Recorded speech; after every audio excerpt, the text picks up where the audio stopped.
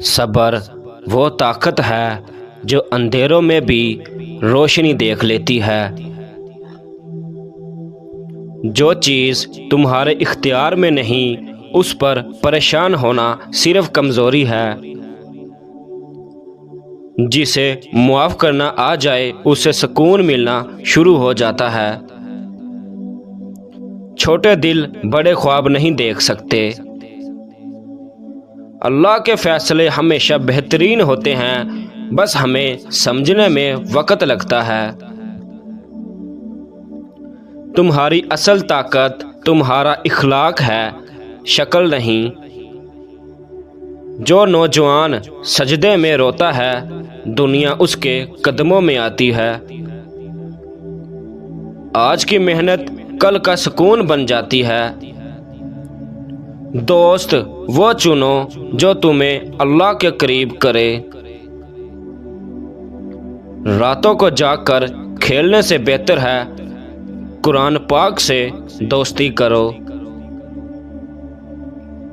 جو جوانی عبادت میں گزاری جائے وہ جنت کی ضمانت ہے۔ لوگوں کو معاف کرو تاکہ تمہیں بھی معافی ملے۔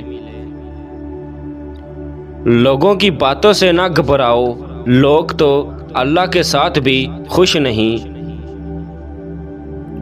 غم نہ کر، تم جس چیز کو کھو بیٹھے ہو وہ تمہیں وہ سکھا گئی ہے جو تم کبھی نہ سیکھ پاتے۔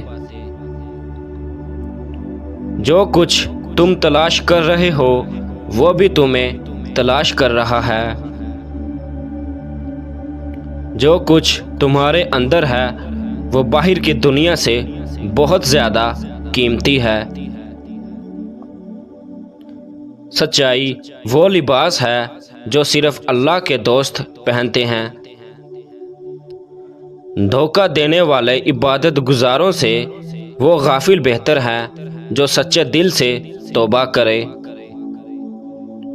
جو تجھ سے روٹھ جائے اسے چھوڑ دے، پر اللہ سے روٹھ نہ جانا۔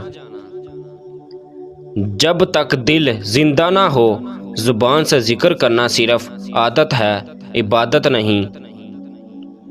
اللہ کو پانے کے لیے آپ کو اپنے آپ کھونا پڑتا ہے۔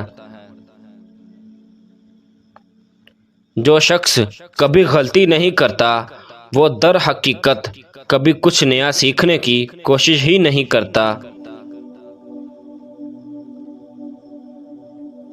عظمت وہاں شروع ہوتی ہے جہاں انا ختم ہو جاتی ہے۔ جو کچھ تم باہر تلاش کر رہے ہو وہ سب اندر خاموش بیٹھا انتظار کر رہا ہے۔ سچا علم وہ ہے جو تمہیں جھکنا سکھائے، اکڑنا نہیں۔ جو شخص اپنے دل کی بات نہیں سنتا وہ دنیا کی ہر آواز میں گم ہو جاتا ہے۔ سچا انسان وہی ہے جو تنہائی میں بھی ویسا ہی ہو جیسا مجمع میں۔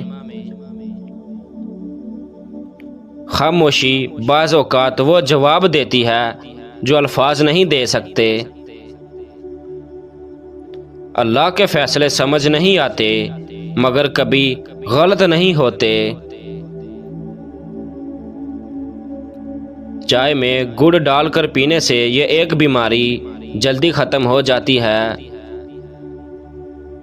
قبض جلدی ختم ہو جاتی ہے۔